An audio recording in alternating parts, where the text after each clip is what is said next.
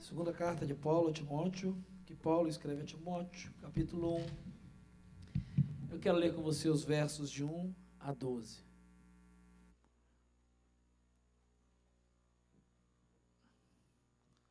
Segunda Timóteo 1, versos de 1 a 12. Diz assim a palavra de Deus: Paulo, apóstolo de Cristo Jesus, pela vontade de Deus, segundo a promessa da vida que está em Cristo Jesus, a Timóteo, meu amado filho, graça, misericórdia e paz da parte de Deus Pai e de Cristo Jesus, o nosso Senhor. Eu dou graças a Deus, a quem sirvo com a consciência limpa, como serviram os meus antepassados, ao lembrar-me constantemente de você e noite e dia em minhas orações. Lembro-me das suas lágrimas e desejo muito vê-lo, para que a minha alegria seja completa. Recordo-me da fé não fingida que primeiro habitou em sua avó Lóide e em sua mãe Eunice. Estou convencido de que também habita em você. Por essa razão, torno a lembrar-lhe que mantenha viva a chama do dom de Deus, que está em você mediante a imposição das minhas mãos. Pois Deus não nos deu espírito de covardia, mas de poder, de amor e de equilíbrio. Portanto, não se envergonhe de testemunhar do Senhor, nem de mim que sou prisioneiro dele, mas suporte comigo os sofrimentos pelo Evangelho, segundo o poder de Deus, que nos salvou e nos chamou com uma santa vocação, não em virtude das nossas obras, mas por causa da sua própria determinação e graça. Esta graça nos foi dada em Cristo Jesus desde os tempos eternos, sendo agora revelada pela manifestação de nosso Salvador, Cristo Jesus. Ele tornou inoperante a morte e trouxe à luz a vida e a imortalidade por meio do Evangelho. Deste Evangelho eu fui constituído pregador, apóstolo e mestre. Por essa causa eu também sofro, mas não me envergonho, porque sei em quem tenho crido. Estou bem certo de que Ele é poderoso para guardar o meu depósito até aquele dia.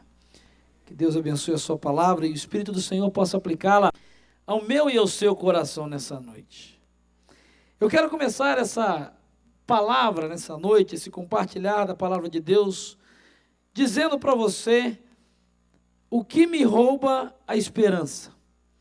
O que me faz perder a esperança algumas vezes. Existem situações em nossa vida que muitas vezes nos roubam a esperança.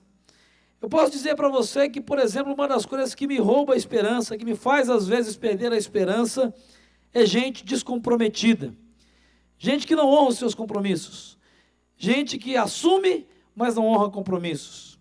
Uma outra coisa que me rouba a esperança, que me faz às vezes perder a esperança, são dívidas. Dívidas é algo que me faz particularmente perder a esperança em alguns momentos, me faz desanimar, me faz esmorecer.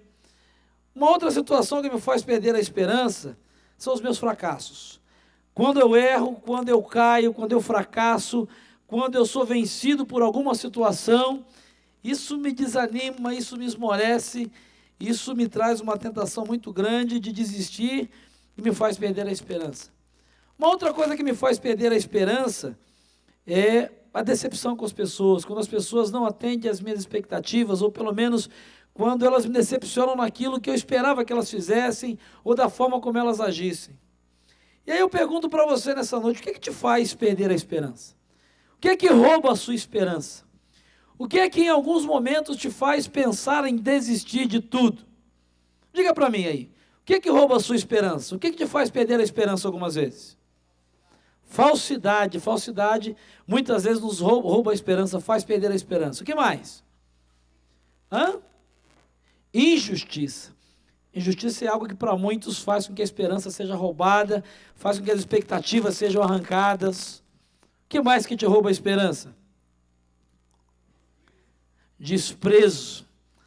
Muitas pessoas, quando são desprezadas ou recebem ou sofrem desprezo, acabam perdendo a esperança.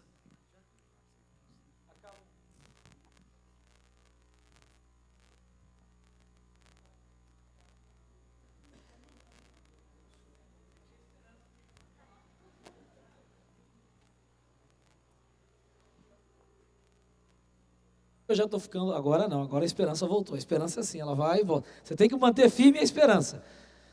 Mas às vezes, então, desprezo. Muitas pessoas, depois o pastor Davi vai editar, então eu vou começar aqui, viu, pastor Davi? Para gravar. Desprezo. Desprezo, então, é algo que muitas vezes faz perder a esperança. Né, o Ricardo colocou desprezo. Pessoas, quando são desprezadas ou se sentem desprezadas, têm vontade de desistir de tudo. Têm vontade de abandonar, de não mais sonhar. O que mais que te rouba a esperança? Vamos lá, diga para mim. Desigualdade, desemprego, a morte de alguém querido. Que mais? A turma do lado de cá está tão quietinha, está concentrada. Traição é algo que rouba a esperança. Doenças que nos pegam de surpresa, roubam a esperança. Mentira é uma das grandes ladras da esperança.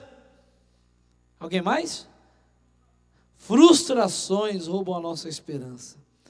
Sabe, querido, eu quero nessa noite compartilhar com você algo que Deus tem falado ao meu coração nesses últimos tempos.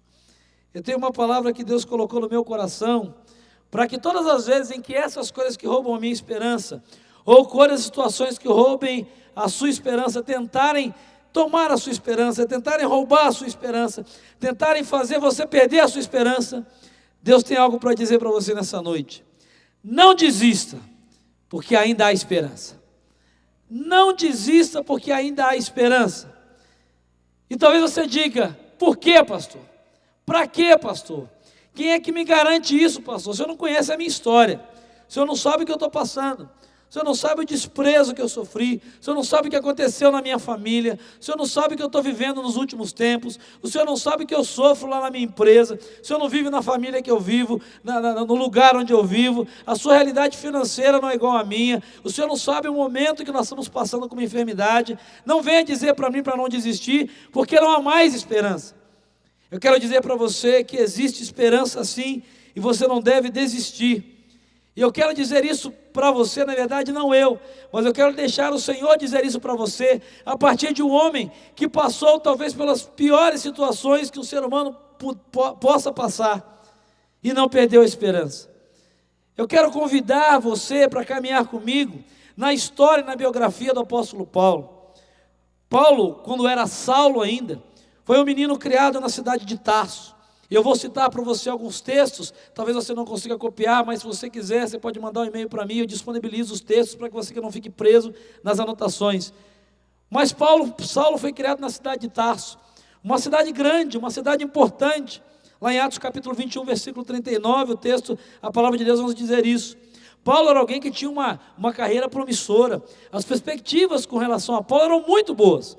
Afinal de contas, Paulo era, antes de se tornar Saulo, ele era cidadão romano. Lá em Atos capítulo 9, versículo 3, 23, quando ele é inquirido, quando ele é cobrado por um centurião romano, ele diz assim, você é cidadão romano? Ele diz, eu sou cidadão romano de nascimento. O pai de Paulo era cidadão romano, ele tinha cidadania romana, ele tinha alguns privilégios, ele tinha alguns direitos especiais. Mas Paulo também ele era de descendência judaica. Em Filipenses capítulo 3, versículos 4 e 5, ele diz isso. Olha, eu sou descendente de Abraão, da tribo de Benjamim. Então Paulo tinha grandes possibilidades, Paulo tinha grandes perspectivas. Paulo desenvolve uma carreira política, quando ainda era Saulo, muito promissora. Ele recebe o treinamento aos pés de Gamaliel, que era um dos grandes líderes da religião judaica. Ele recebe cartas da religião judaica, ele tem privilégios, ele tem o chamado foro privilegiado por ser cidadão romano, e ele recebe uma missão especial. Paulo, tão capaz que ele era, tão responsável que ele era, com tão bons contatos que ele tinha, o Saulo recebe a responsabilidade de ser um dos líderes da perseguição a uma seita que estava começando, os seguidores do caminho, que seriam conhecidos mais tarde como cristãos, quando chegaram na cidade de Antioquia. E Paulo era conhecido, era notícia na internet, era notícia no Fantástico, estava na mídia, em todos os jornais, como aquele que batia todas as metas de perseguição aos cristãos. Ninguém matava mais cristão do que Paulo, ninguém sabia perseguir um cristão como Saulo, ninguém sabia torturar um cristão como Saulo. Saulo não tinha nada a perder. nada o ameaçava, nada o amedrontava, nada fazia com que ele desistisse. Ele se julgava o Senhor de todas as situações. Até que, lá em Atos capítulo 9, a Bíblia registra que numa dessas viagens, numa dessas perseguições, no caminho para a cidade de Damasco, a vida de Paulo dá uma volta de 180 graus. Na verdade, Saulo se transforma em Paulo. Ele se encontra com Cristo ressurreto. Cristo já havia morrido, já havia ressuscitado, algumas décadas haviam se passado, algum tempo havia se passado. Então ele tem uma experiência de conversão, de encontro e de transformação com Jesus. Porque só isso pode explicar o homem com essa trajetória, com esse berço, com essa formação, de repente, abrir mão de tudo, para de perseguido, ou melhor, de perseguidor, passar a ser perseguido. De perseguidor, de homem temido, de homem temido, de homem de quem as pessoas queriam distância, Paulo passa a ser o alvo.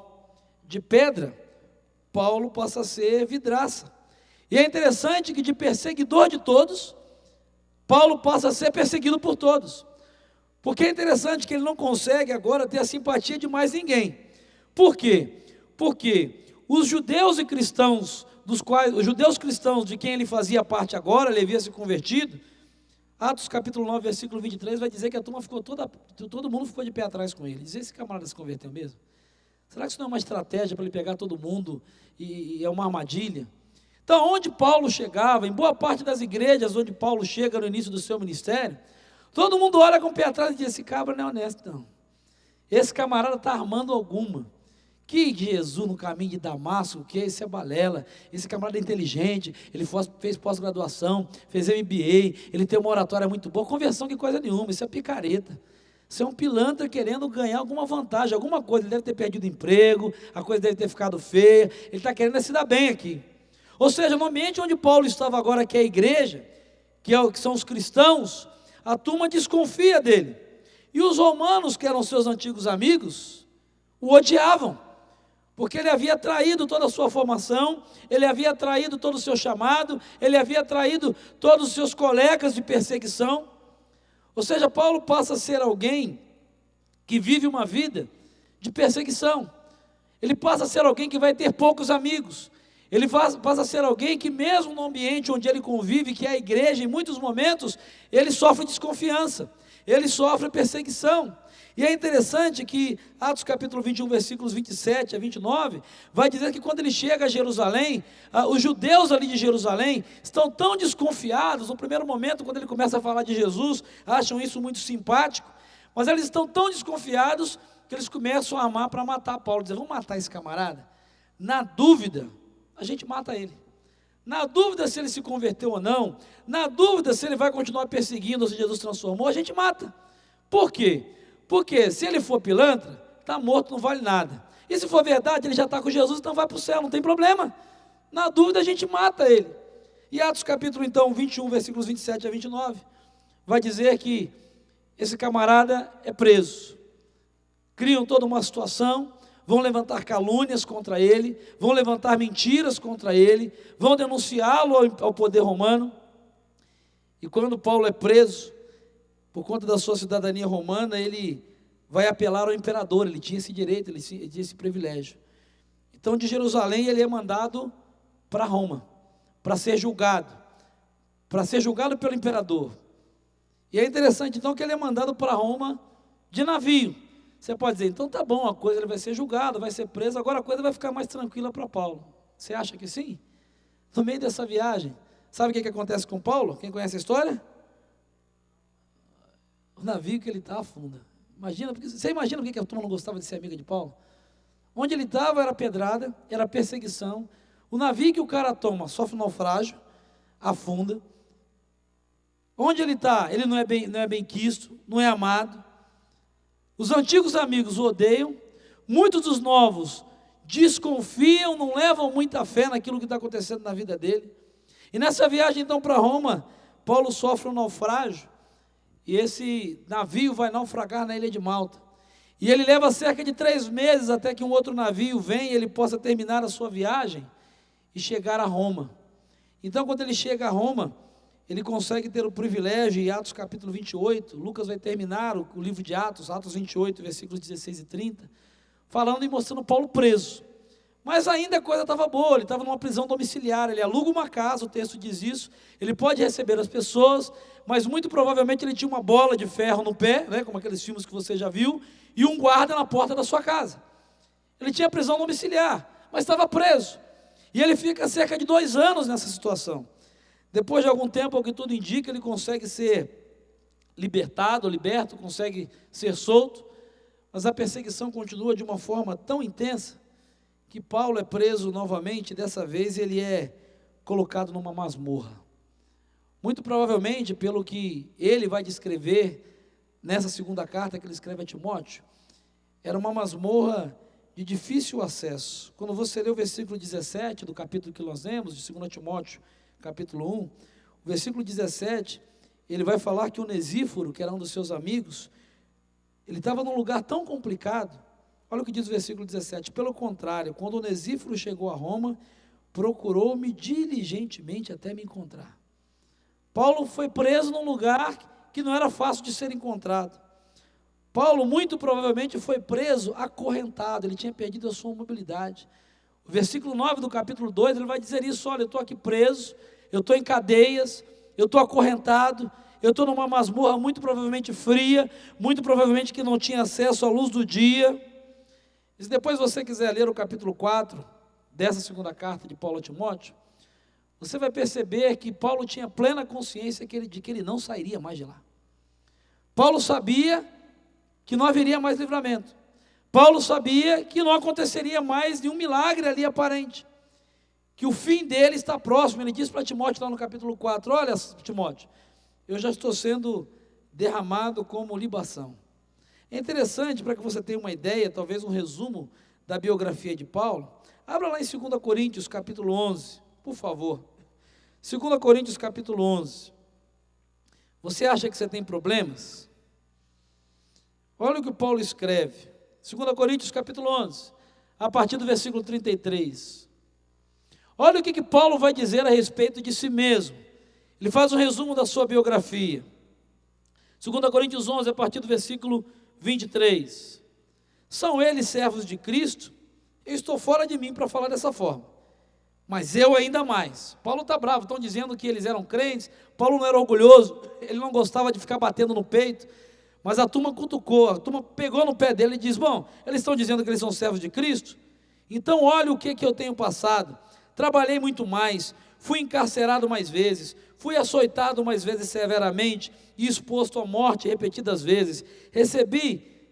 5 vezes recebi dos judeus 39 açoites, 3 vezes fui golpeado com varas, 1 vez apedrejado, 3 vezes sofri naufrágio, passei uma noite e um dia exposto à fúria do mar, estive continuamente viajando de uma parte a outra, enfrentei perigos dos rios, perigos de assaltantes, perigos dos meus compatriotas, perigos dos gentios, perigos na cidade, perigos no deserto, perigos no mar, perigos dos falsos irmãos. Trabalhei arduamente, muitas vezes fiquei sem dormir, passei fome e sede, e muitas vezes fiquei em jejum, suportei frio, nudez. Além disso, eu enfrento diariamente uma pressão interior, a saber, a minha preocupação com todas as igrejas. Quem está fraco, que eu não me sinta fraco? Quem não se escandaliza, que eu não me queime por dentro? Se devo me gloriar, que seja nas coisas que mostram a minha fraqueza.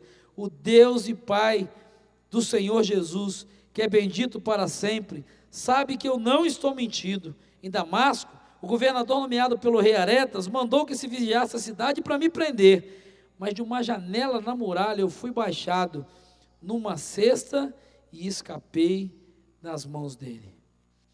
Esse homem que vai escrever para Timóteo, um jovem que está iniciando a sua trajetória, e vai dizer para ele no versículo 12 do texto que nós lemos, Timóteo, eu sofro sim, eu passo por luta sim. Timóteo, existe muita coisa que me rouba a esperança, mas Timóteo, eu quero dizer para você uma coisa, não desista, porque ainda há esperança. Ele diz para Timóteo, Timóteo, por essa causa eu também sofro, mas eu não me envergonho, porque eu sei em quem tenho crido e estou bem certo que Ele é poderoso para guardar o meu depósito até aquele dia.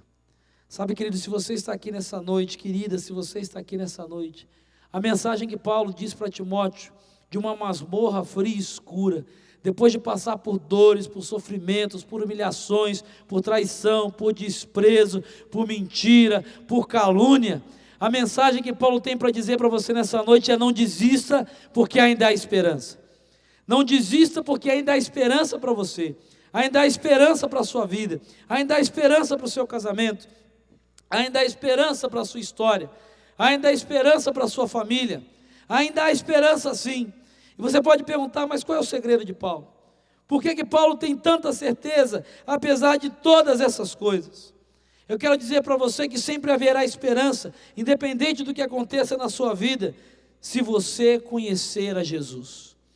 O apóstolo Paulo vai dizer: sabe por que eu tenho esperança? Ele diz para Timóteo: sabe por que eu não desisti ainda? Sabe por que eu não joguei a toalha? Sabe por que eu não me revoltei contra a igreja? Eu não me revoltei contra o Império Romano? Eu não tentei tirar a minha vida? Sabe por que eu não abandonei tudo? Porque eu conheço a Jesus. Ele diz para Timóteo no versículo 12: Timóteo, não desista, ainda há esperança, porque eu sofro muito mais do que você, mas eu não desisto, Timóteo, porque eu sei, eu conheço esse Jesus, eu sei quem Ele é, eu tenho caminhado com Ele, eu tenho vivido com Ele. É interessante quando nós vamos lá para Filipenses capítulo 3, versículo 10, abra lá a sua Bíblia, por favor. Olha o que o apóstolo Paulo vai dizer: eu quero conhecer a Cristo, ao poder da sua ressurreição e a participação em seus sofrimentos, tornando-me como Ele na sua morte. Eu quero conhecer a Cristo, eu quero conhecer a Cristo. Efésios capítulo 3, versículos 18 e 19, são falas do próprio apóstolo Paulo. É Paulo quem está dizendo: olha, sabe por que apesar disso tudo, eu não desisto? Sabe por que apesar das pessoas dizerem para mim, não há esperança, acabou, você não tem jeito, seu casamento não tem jeito, seu futuro não tem jeito, suas finanças não tem jeito, sua igreja não tem jeito? Olha o que Paulo diz em Efésios 3, 18 e 19, que todos possam, juntamente com todos os santos, compreender a largura, o comprimento, a altura e a profundidade, e conhecer o amor de Cristo, que excede todo conhecimento, para que vocês sejam cheios de toda a plenitude de Deus. Você quer ter esperança e não desistir apesar das circunstâncias? Você precisa conhecer Jesus, você precisa saber quem Ele é, você precisa se relacionar com Ele. Agora, a pergunta é: o quanto você conhece de Jesus? Qual é o seu grau de conhecimento acerca desse Jesus, de quem você canta, de quem você fala e a quem você diz seguir? Quais são as suas fontes a respeito de Jesus? O quanto você conhece de Jesus? O que você conhece de Jesus é simplesmente das canções que você canta? O que você conhece de Jesus é simplesmente dos versículos que são memorizados? E aqueles famosos, João 3,16, Salmo 1 e outros que estão entre os top 5 ou top 10, que todo mundo conhece, estão nos quadros, nas camisas e nos adesivos. O que você conhece de Jesus vem da experiência que outras pessoas têm, do que outras pessoas disseram para você, do que as outras pessoas falam a respeito dele. Sabe, querido, para poder lidar com momentos de desespero, de angústia, para poder enfrentar situações, pessoas e circunstâncias que te roubam a esperança e não desistir, é preciso que você comece a conhecer a Jesus através daquilo que é a maior fonte para conhecê-lo, que é a sua própria palavra. Você quer conhecer Jesus, você precisa conhecer esse livro. Você quer conhecer Jesus, você precisa ler sobre a história dele. Você quer conhecer Jesus, você precisa ouvir dele, o que ele tem para a sua vida, as promessas que ele fez. Você quer conhecer Jesus, você precisa saber o que ele espera que você faça, como ele espera que você haja. Se você quer conhecer Jesus, você precisa saber quais são os mandamentos de Jesus, o que ele manda, o que ele ordena, o que ele ensina, o que ele proíbe, o que ele permite. Você quer conhecer Jesus, você precisa se relacionar com ele. Não adianta dizer: eu conheço Jesus, mas o quanto você conhece de Jesus? Talvez você esteja perdendo a esperança, talvez situações, pessoas ou circunstâncias estejam te roubando a esperança, porque o quanto você conhece de Jesus não é suficiente para que você saiba realmente quem Ele é. O que você conhece de Jesus é o que contaram para você. O quanto você sabe que Ele te ama. Até onde Jesus está disposto a ir pela sua vida? O que Jesus faria para mudar a tua história? Se você tem dúvidas, se você não sabe responder claramente essas questões, você precisa conhecer mais de Jesus. Você precisa conhecer mais a Jesus. Você precisa ler mais a Bíblia. Você precisa passar mais tempo com Ele. Você precisa se expor a mensagens e a circunstâncias e a textos que falem a respeito desse Jesus e de quem Ele é. Não basta só saber que Ele nasceu há mais de 2000 anos em Nazaré como um bebê, numa manjedoura, como toda a época de Natal se fala. Não basta só saber que Ele morreu e ressuscitou no terceiro dia, como se celebra em todo o período de Páscoa. É preciso que você conheça Jesus como alguém que é o Filho de Deus, que estava no princípio antes de todas as coisas, que se encarnou, que habitou entre nós, que foi Deus andando entre nós, e que ressuscitou o Senhor ao terceiro dia, mas que permanece entre nós através do Espírito Santo de Deus, que habita naqueles que o conhecem e naqueles que creem nele. Porque conhecer Jesus só de ouvir falar, conhecer Jesus só da mente, na hora que as situações, as pessoas e as circunstâncias vierem te roubar a esperança, você vai desistir. Você vai abandonar o barco. Você vai jogar a toalha. Paulo diz para Timóteo: Timóteo, não desista, porque ainda há esperança, porque eu conheço Jesus, que é o Senhor da esperança. Timóteo, não desista. Quando tentarem destruir você, quando tentarem roubar a sua esperança, quando tentarem tirar a sua esperança, Timóteo, não desista, sempre haverá esperança, se você conhecer Jesus de verdade. A minha pergunta para você nessa noite é: você conhece Jesus? Mas conhece mesmo? Ou você conhece um camarada de olhos claros, cabeludo e com uma barba, que em nenhum lugar da Bíblia faz essa descrição, mas é uma construção cultural, história e típica, talvez de um homem daquela época? O Jesus que você crê, esse camarada barbudo, sorridente, isso é muito pouco. Na verdade, isso não é nada.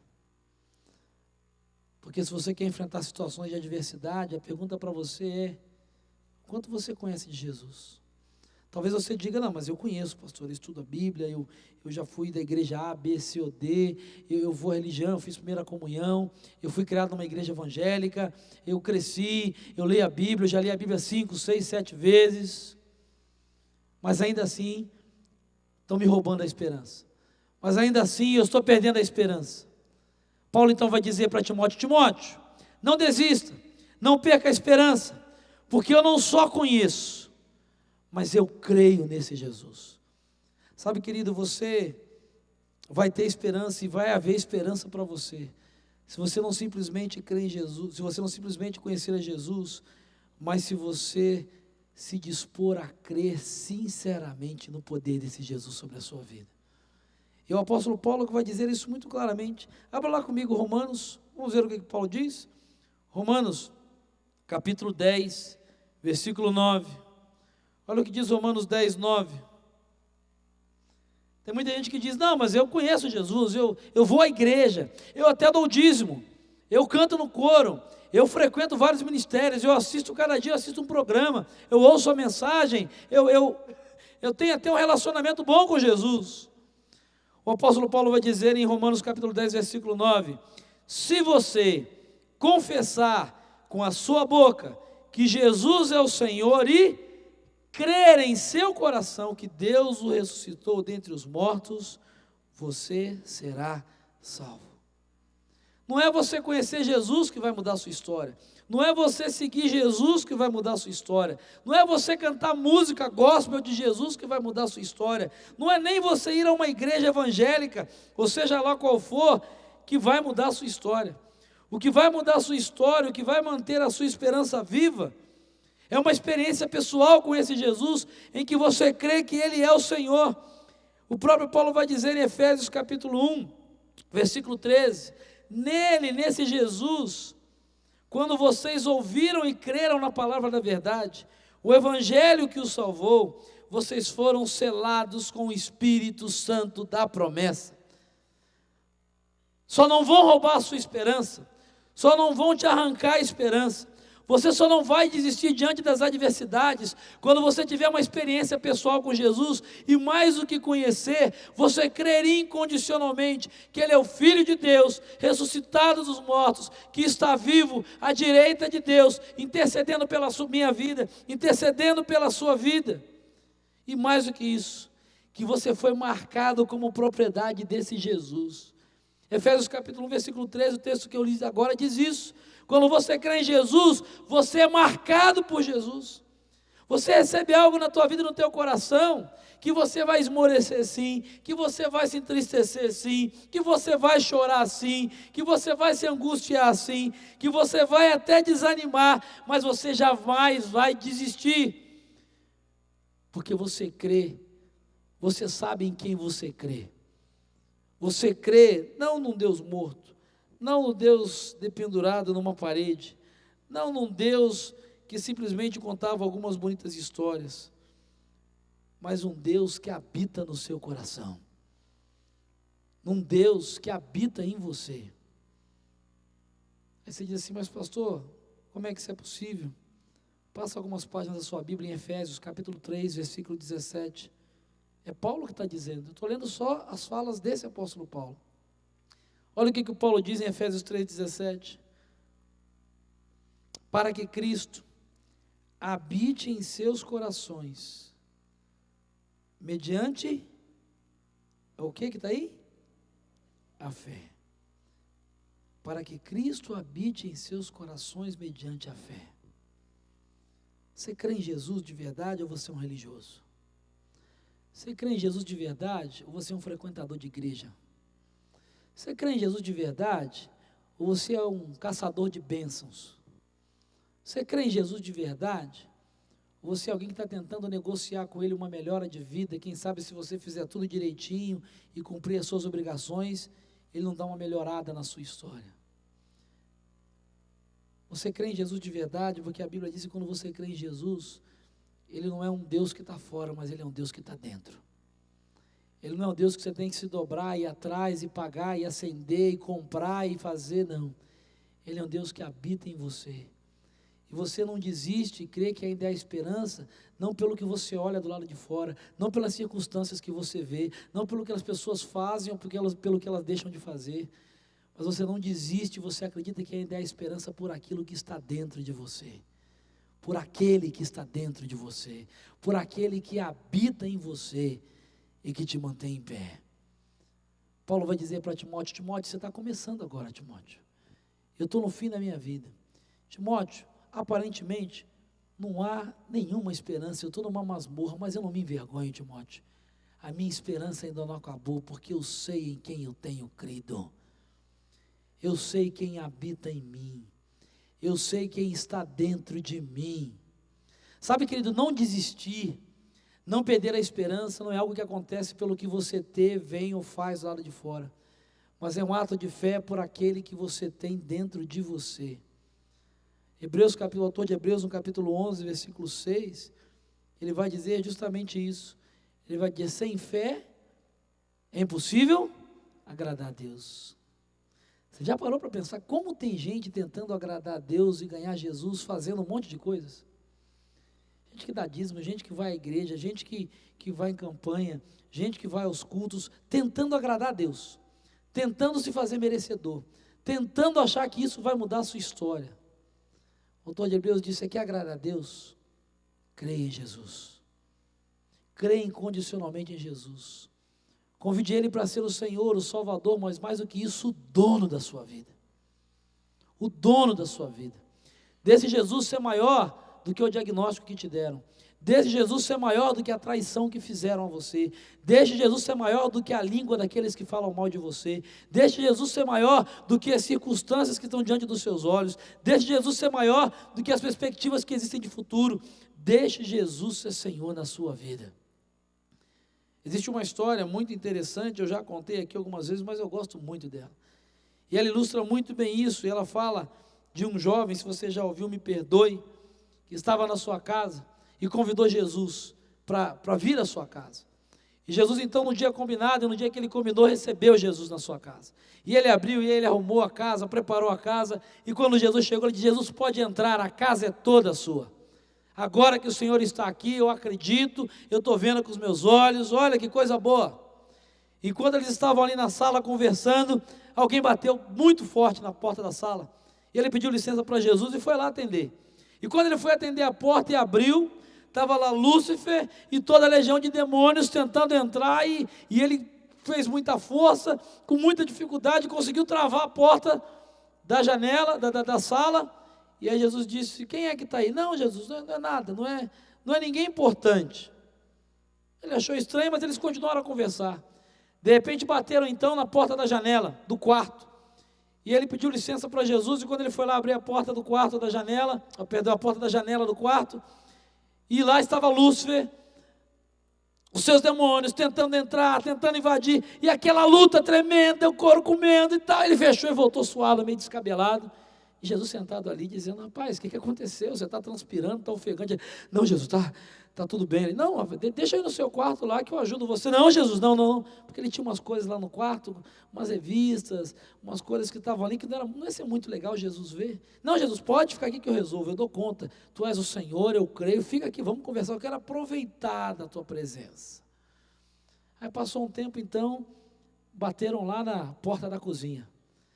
Aí o camarada disse: Jesus disse: eu vou com você. Não, Jesus, pode ficar aqui, porque na geladeira, lá no freezer, tinha umas coisas que não era bom. Vai que Jesus vê, vai que Jesus abre a geladeira, vai que Jesus olha lá e tem, não é bom. Jesus, fica que eu resolvo. E aí ele foi para a porta da cozinha, e quando ele abriu, quem estava lá, o inferno todo, tudo que você pensar de... E ele lutou desesperadamente, estava já e se rasgou, foi ferido e tal. E depois de uma meia hora, 40 minutos, ele conseguiu travar a porta, botou fogão, geladeira. E ele voltou se arrastando. E aí Jesus estava rindo já na cara dele. Jesus tem um grande senso de humor. Se você conhece Jesus, você sabe que Jesus tem senso de humor. Se você já leu sobre a vida de Jesus, você sabe que Jesus era muito bem-humorado. Jesus ria das coisas. Jesus achava engraçado a ingenuidade, as pessoas acharem que ele não tinha conhecimento. E aí o camarada sentou e disse: Jesus, eu não estou entendendo nada, porque eu conheço o Senhor, a gente se conhece. Aí Jesus disse: é verdade. Então, Jesus, a gente se conhece, e o Senhor está aqui, a gente se relaciona, o Senhor está aqui na minha casa, sua glória está aqui invadindo, e eu não consigo, eu estou quase desistindo, eu estou perdendo a esperança, porque eu não consigo dar conta, a gente não consegue ter tempo, porque toda hora vem aqui, a porta daqui, a porta de lá, e o Senhor está aqui, por que os demônios estão tentando arrebentar, invadir a minha casa? E aí Jesus disse: sabe qual é o problema? Você me conhece, mas só que você não confia em mim a ponto de me dar a sua casa toda. Você me convidou para ficar só na sala. Você me conhece, mas você não confia em mim a ponto de me deixar conhecer o teu quarto, a tua cozinha e todas as áreas da tua casa. Aí ele entendeu o que Jesus estava dizendo: Jesus, eu te conheço, mas eu não quero deixar o Senhor me conhecer. Eu não confio no Senhor a ponto de deixar o Senhor conhecer tudo que existe na minha vida e deixar o Senhor fazer o que o Senhor quiser na minha vida. E aí diz a história que depois desse momento, eles se arrependeram e disse: Jesus, eu creio que o Senhor pode mudar isso tudo. Eu creio que o Senhor me ama a tal ponto de passar uma borracha nisso tudo, de me perdoar, de mudar, de me livrar dessas coisas. E aí eles passaram o resto da tarde, então foram lá no quarto, arrancaram todas aquelas coisas terríveis, rasgaram, queimaram, e os dois chorando juntos, e Jesus o abraçando, e dizia: eu te perdoo, eu te amo, e foram à cozinha, e arrancaram todas aquelas coisas juntos, e Jesus, eu não quero esconder mais nada, eu creio no teu amor por mim, eu creio que o Senhor pode me perdoar, eu creio que o Senhor não quer me destruir, eu creio que o Senhor não vai me abandonar. E voltaram para a sala, e continuaram a conversa. E quando iam recomeçar a conversa, batem na porta da sala de novo. Ele disse: não é possível. O que será que está faltando? E ele se levantou, e quando ele se levantou e preparou para atender a porta, Jesus disse: não. Deixa comigo. Você não confia em mim? Você não acredita em mim? Acredita em Jesus. Pode deixar que eu atenda. E aí quando Jesus chegou na porta da sala, ele abriu e disse: o que vocês desejam? Aí Satanás e seus demônios disseram: desculpa, foi engano, não era aqui não. Sabe, querido, Para não desistir, não perder a esperança, é preciso mais do que conhecer Jesus, é preciso crer nele e confiar nele a ponto de entregar a ele tudo que você é, tudo que você tem e deixar fazer o que ele quiser na sua vida. Deixar ele tirar da sua vida tudo o que tem que ser tirado. Deixar ele mudar na sua vida tudo o que tem que ser mudado. Deixar ele transformar na sua vida tudo que tem que ser transformado. E acreditar que ele pode perdoar você, não importa o que você tenha feito. Deixar ele restaurar tudo que foi destruído. Agora isso leva tempo. E isso é uma questão de confiança. Agora, confiar em Jesus começa com fé. Eu vi essa frase essa semana: a fé vem primeiro, depois do relacionamento brota a confiança. Paulo diz: olha, não desista, não perca a esperança, porque eu sei em quem tenho crido, porque eu conheço Jesus e porque eu creio em Jesus. Mas há uma última coisa que Paulo vai dizer e vai ensinar para nós essa noite, que é muito importante, pode mudar a sua história. Ele diz assim: olha, haverá esperança para você. Você não vai desistir e haverá esperança. Não somente se você conhecer Jesus, se você crer em Jesus, mas se você começar a experimentar e a viver no poder desse Jesus na sua vida. Ele diz: eu sei, eu conheço. Eu conheço aquele em quem eu creio. E ele tem uma certeza. Ele tem uma certeza de que ele quer o quê que o Paulo diz? Que ele é o quê? Poderoso. Como é que Paulo sabia que Jesus era poderoso? Como é que Paulo sabia que Jesus tinha poder? Por exemplo, quantos aqui acham que a sua esposa cozinha muito bem? Levantem a mão. Eu vou pregar sobre família daqui a um mês, então se acontecer qualquer coisa, você volte e traga a sua esposa. Agora, como é que você sabe que ela cozinha muito bem? Porque alguém te disse? Como é que você sabe que ela cozinha muito bem? Porque você come a comida que ela faz, que você convive. Por exemplo, eu vou mais a fundo agora, vocês são muito sérios. Quantos acham, as esposas fechem os olhos, por favor, que a sua esposa melhorou muito na arte de cozinhar desde que casou com você? Está muito melhor hoje do que quando ela casou com você. Levanta a mão. Aleluia. Agora, como é que você sabe disso? Como é que você pode avaliar essa diferença? Porque você ensinou ela, tá certo? Tem que crer, tem que ter muita fé para isso. Pela sua cara eu imagino. Como é que você sabe? Porque você convive com ela, porque você foi experimentando. Então aquele arroz que era solado, frito, empapado, que parecia um mingau, um curau, ao longo dos anos ele se transformou num arroz. Aquele feijão que parecia um Toddy, né? Parecia um açaí, virou feijão. Aquela carne que parecia uma palmilha de tênis, aquele bife, virou algo suculento. Como é que você sabe disso? Você foi convivendo, você foi experimentando. Você diz: olha, não, eu sei que ela é uma boa cozinheira. Eu sei que ela pode fazer. Por exemplo, quantos aqui têm amigos em quem confiam na palavra?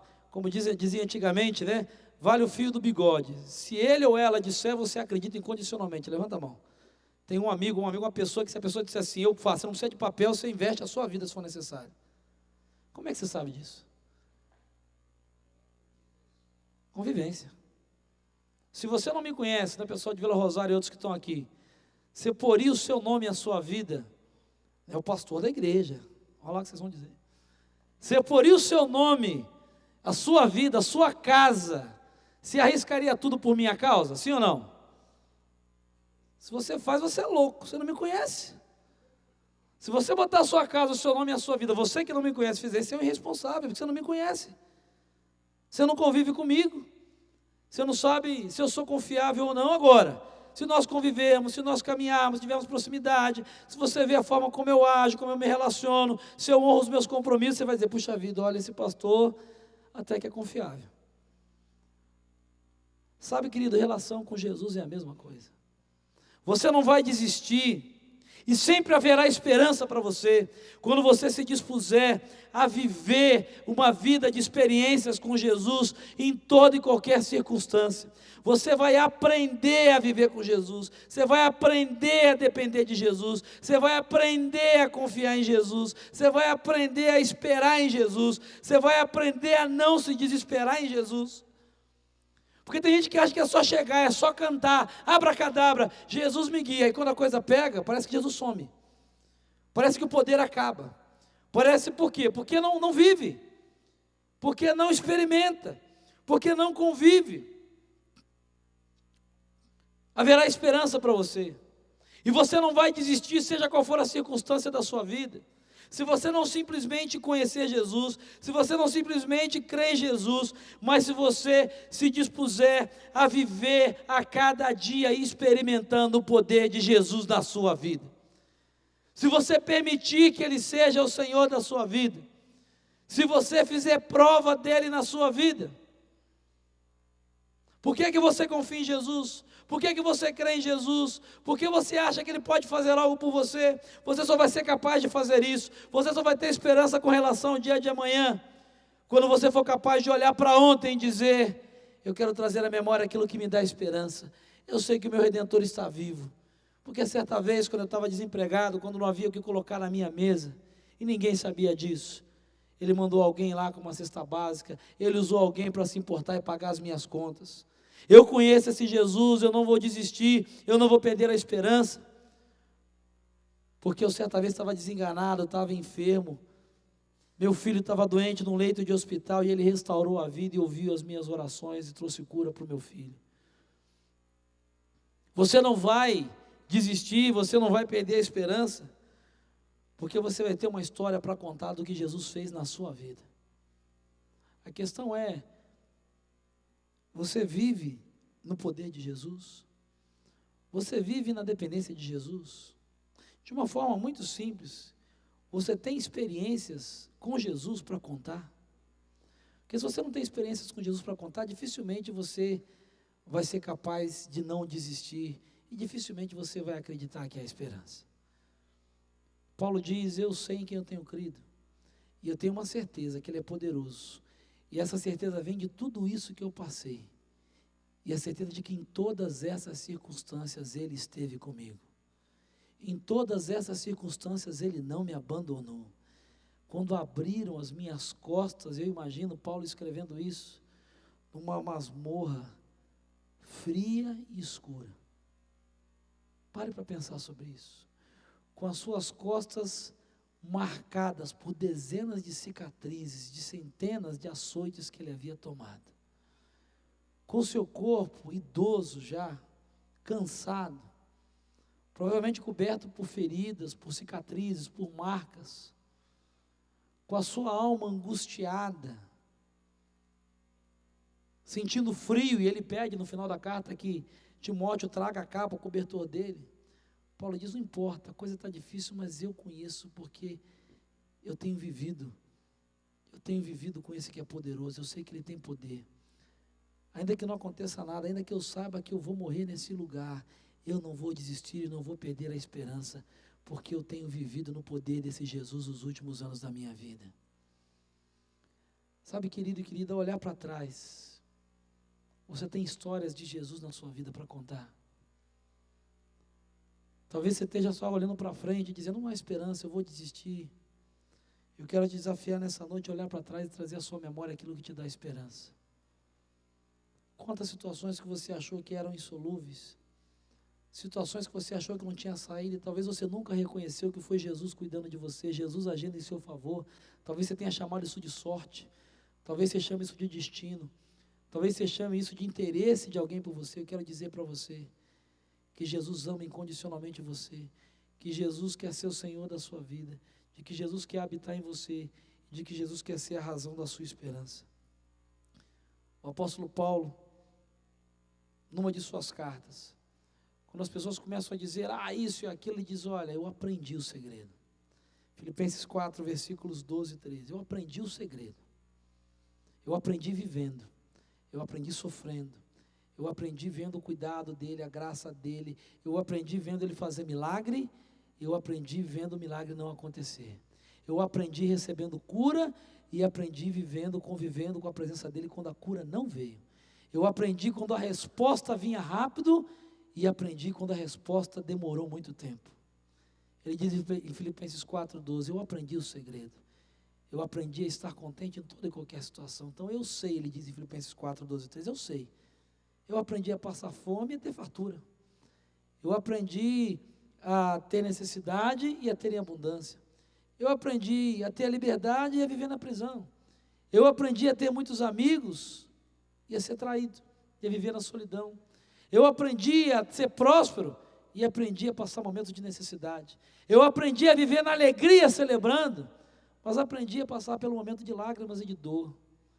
Ele diz então no versículo 13, do capítulo 4 de Filipenses, eu posso tudo, eu posso qualquer coisa, eu não vou desistir, eu não vou perder a esperança, porque o meu Jesus me fortalece.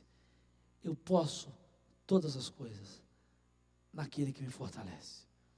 Eu posso enfrentar toda e qualquer situação naquele que me fortalece. Eu posso encarar um diagnóstico de câncer naquele que me fortalece. Eu posso encarar uma família sendo destruída, minha família sendo atacada e destruída naquele que me fortalece. Eu posso enfrentar uma situação de extrema necessidade financeira e desemprego naquele que me fortalece. Eu posso encarar os meus filhos sendo roubados pelas drogas e enfrentar e não desistir e não perder a esperança naquele que me fortalece. Eu posso encarar a traição de amigos queridos naquele que me fortalece. Eu posso suportar uma demissão injusta naquele que me fortalece. Eu posso encarar calúnia e difamação com o meu nome naquele que me fortalece. Eu posso toda e qualquer situação. Eu jamais vou desistir, eu jamais vou perder a esperança, porque eu sei quem é Jesus, eu conheço Jesus, porque eu creio nesse Jesus, e porque eu quero viver a cada dia no poder que esse Jesus tem para a minha vida. A questão que você precisa responder nessa noite é, você conhece? Você crê? Você tem vivido a sua vida nele? A minha oração sincera é que diante dessas situações que roubam a sua esperança, diante dessas circunstâncias que têm te feito pensar em desistir, você saia daqui nessa noite desse lugar dizendo, eu sei, eu conheço, eu creio, e Ele vive em mim, o poder dEle habita em mim. Eu posso não porque eu sou bom, eu posso não porque eu não tenha medo, eu posso não porque eu me sinta capaz, eu posso não porque eu tenha a solução, mas eu posso todas as coisas porque Ele me fortalece. Com a força que Cristo me dá, eu posso enfrentar toda e qualquer situação. Eu queria que você fechasse os seus olhos e eu quero orar por você. E a única pergunta que eu quero fazer para você nessa noite é, você está pensando em desistir? Você está pensando em desistir? Você está perdendo a esperança? Eu quero dizer para você nessa noite, em nome de Jesus, não desista. Jesus está aqui e ainda há esperança. Não desista. Mas para que isso seja mais do que uma palavra de um pastor, para que isso se torne realidade na sua vida, você precisa conhecer Jesus. Sai daqui conhecendo Jesus. Você precisa sair daqui crendo em Jesus. E você precisa sair daqui tomando a decisão de viver com Jesus todos os momentos da sua vida. Você precisa sair daqui nessa noite dizendo, eu conheço, eu creio e eu vivo. Eu conheço Jesus, eu creio em Jesus, eu quero viver com Jesus. Você estava pensando em desistir? Você estava perdendo a esperança? Eu quero desafiar você a dizer, não, eu não vou desistir, ainda há esperança sim. Porque eu conheço Jesus, eu creio em Jesus, eu creio que Ele vive em mim, eu quero viver todo esse vale, toda essa situação com Jesus, com a força que Ele me dá e com a força que Ele vai me dar. Eu não vou desistir, porque enquanto eu conhecer, crer e viver com Jesus, sempre haverá esperança. Eu quero orar por você nessa noite. Você vai continuar com os olhos fechados, falando com o Senhor. E se você quer realmente que o Senhor, eu não posso te dar esperança, eu não posso prometer nada para você, Mas Jesus está nesse lugar. Ele pode te dar forças para enfrentar essa situação. Ele pode te fortalecer. Mas você precisa conhecer, crer e desejar viver. É preciso que você saia nessa noite dizendo assim: grande é o Senhor. Grande é o Senhor e muito digno de louvor. É o Senhor em quem nós temos a vitória. Grande, grande é o Senhor que nos ajuda contra o inimigo. Eu quero engrandecer o seu nome por aquilo que Ele tem feito na minha vida e declarar que só Ele é Deus eterno na terra e no céu. Eu não vou desistir. Ainda há esperança, porque eu sei em quem eu tenho crido. Eu tenho uma certeza de que Ele é poderoso para guardar aquilo que Ele colocou na minha vida até o último dia. Se você crê nisso, se você quer isso, eu não posso sair daqui nessa noite sem dar a você a oportunidade de dizer isso para Jesus. Então, enquanto nós cantamos, você vai sair do seu lugar e vai vir aqui à frente. Eu quero orar para você, dizendo para Jesus: Jesus, eu não vou desistir, ainda há esperança, porque eu sei em quem eu tenho crido. Eu tenho a certeza de que Ele é poderoso, de que o Senhor é poderoso para cuidar, para guardar. Eu quero aprender a enfrentar essa situação com a força que o Senhor me dá, porque eu creio que o Senhor vai me fortalecer. Saia do seu lugar e venha dizendo: grande, grande é o Senhor. Eu quero orar por você. Saia do seu lugar dizendo: eu não vou desistir. Há esperança, eu creio nisso. Saia do seu lugar e venha em nome de Jesus. Dizendo: eu não vou desistir. Eu cheguei aqui pensando em desistir. O apóstolo Paulo, naquela masmorra, como disse para Timóteo, com toda a sua história de vida, está dizendo: não desista, ainda há esperança. Você crê nisso? Você quer experimentar o poder de Jesus? Sai do seu lugar e vem em nome de Jesus. Seja qual for a situação que você está enfrentando, Senhor, em quem nós temos a vitória. sai do seu lugar e vem em nome de Jesus. Não desista. Que nos ajuda contra o inimigo. Pode vir em nome de Jesus. Eu quero orar por você. Por isso diante dele nos prostramos. Venha se prostrar diante do Senhor e dizer: Senhor, há esperança no Senhor. Queremos o teu nome engrandecer. Sai do seu lugar dizendo: Senhor, o teu nome é grande. Essa enfermidade não é maior do que o Senhor. Essa dificuldade não é maior do que o Senhor. Esse problema não é maior do que o Senhor. Esse vício não é maior do que o Senhor. Sai do seu lugar e vem dizendo isso. Só tu és o Deus eterno sobre toda a terra e céu. Vamos nos colocar de pé e vamos dizer isso mais uma vez juntos. E você pode vir ainda, vem e diga: não importa, importa, Jesus sabe. Assim como aquele moço da casa, ninguém precisa saber, ele sabe. Entrega tudo para Jesus, não entrega a sua sala não. Entrega esse medo, essa angústia, o fracasso. Diga: Senhor, o que fizeram com você? Diga: Senhor, eu não vou desistir. Há esperança, porque eu sei, eu conheço, eu creio, e eu quero viver o poder do Senhor. Eu sei que o Senhor é poderoso. Declare para que todos ouçam quem é o seu Deus, quem Ele é. É o Senhor em quem nós temos a vitória. E o que é que Ele faz por aqueles que confiam nele? Que nos ajuda contra o inimigo. Por isso nós declaramos: Por isso diante dele nos prostramos. porque só Ele é digno, só Ele é digno. Então engrandeça o nome de Jesus, diga: Queremos o teu nome engrandecer e agradecer-te por tua obra em nossas vidas. agradeça ao Senhor. Confiamos em teu infinito amor, pois só tu és o Deus eterno sobre toda a terra e céu.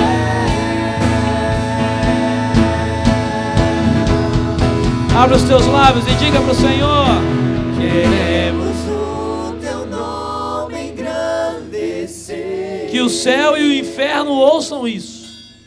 E agradecer-te. Só Jesus é digno. Por tua obra em nós. Nós sabemos em quem temos crido. Confiamos em teu infinito amor. Por que nós cremos em Jesus? Por quê? Pois só tu és o Deus eterno Sobre toda a terra e céu.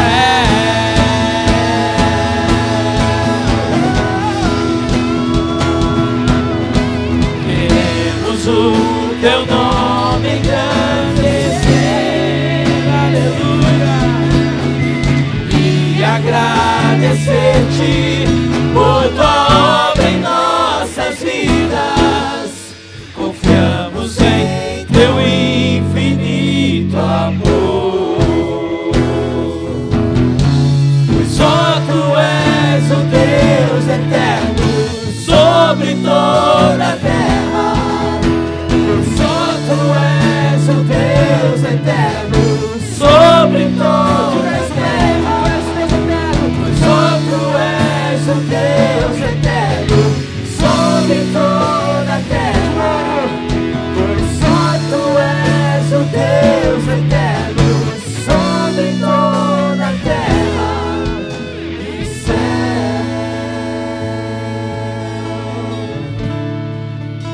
Aleluia.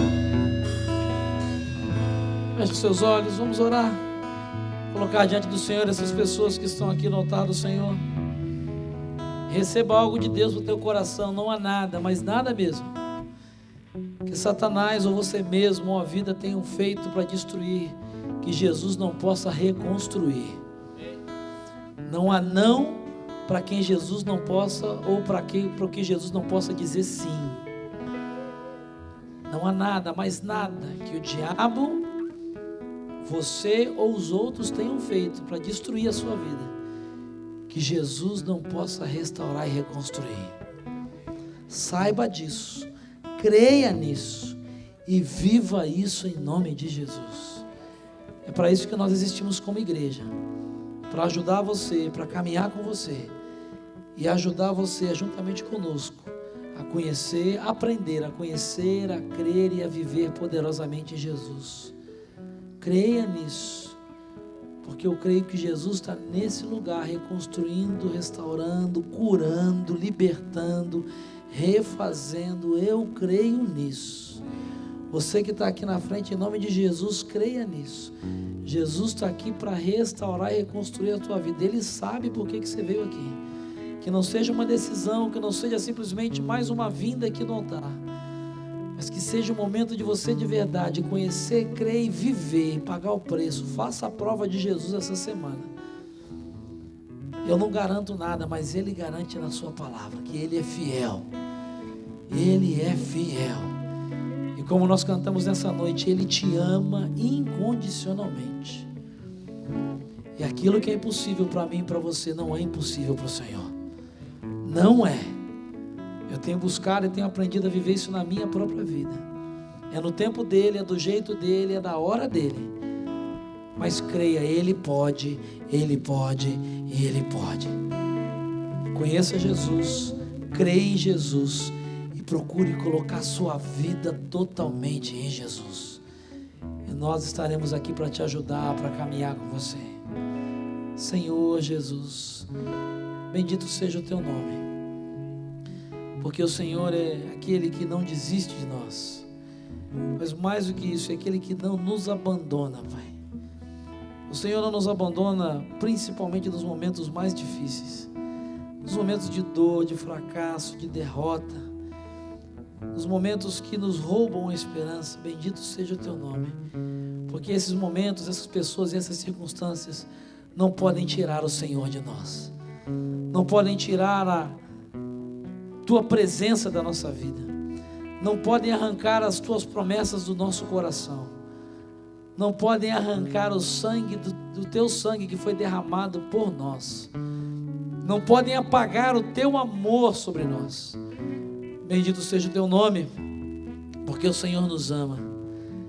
Em nome de Jesus, eu quero apresentar cada uma dessas vidas e declarar, em nome de Jesus, que pelo poder que Jesus vai lhes dar, eles podem se enfrentar toda e qualquer situação com as quais estejam lidando. O Senhor os fortalecerá, o Senhor os aperfeiçoará, o Senhor os sustentará, o Senhor os renovará. Se for o teu propósito, o Senhor mesmo os curará, o Senhor os libertará, o Senhor os salvará, o Senhor os transformará, o Senhor fará o que lhe aprouver, porque tu és o Senhor. Nós cremos nisso e queremos declarar isso sobre a vida de cada um desses que estão aqui. Não porque temos qualquer poder ou autoridade, mas no poder e na autoridade do nome que é sobre todo nome, o nome de Jesus. Mas que essas pessoas, ó Deus, saiam daqui conscientes de que precisam conhecer, crer e colocar isso em prática. Pai, que nessa noite, em nome de Jesus, a experiência que aconteceu com o apóstolo Paulo, a experiência que aconteceu com Jó, a experiência que aconteceu com as irmãs de Lázaro, quando Jesus lhes disse: se você crer, você vai ver a glória de Deus, que ela se cumpra em nome de Jesus nessa noite, que a glória do Senhor seja revelada, a partir do primeiro e maior milagre, que é o milagre da salvação em Cristo Jesus. Que se alguma dessas pessoas ainda não te confessou, que faça isso nessa hora, diga: Jesus é o Senhor e o Salvador da minha vida, Jesus é o Senhor e o Salvador da minha vida, porque a tua palavra diz que se nós confessarmos com a boca que tu és Jesus é o Senhor, a salvação nos será garantida e seremos marcados como teus filhos. Obrigado por essa palavra, obrigado por essa celebração, obrigado porque o Senhor não desiste de nós. Nós queremos sair daqui nessa noite declarando: não desistiremos, porque sempre haverá esperança para nós, porque a nossa esperança está no Senhor que fez os céus e a terra. O nosso socorro está no Senhor que fez os céus e a terra. Ainda que a figueira não floresça, ainda que o fruto da oliveira minta, ainda que falte o dinheiro, ainda que o diagnóstico seja negativo, ainda que a calúnia venha, aconteça o que acontecer, como diz Abacuque, nós queremos declarar como teus filhos: nós nos alegraremos no Senhor, no Deus da nossa salvação, porque o Senhor é aquele que pode nos colocar nos lugares altos do tempo dele, e nós cremos nisso, e queremos viver isso, para a glória e testemunho do poder do nome de Jesus, que vive e reina eternamente. Amém.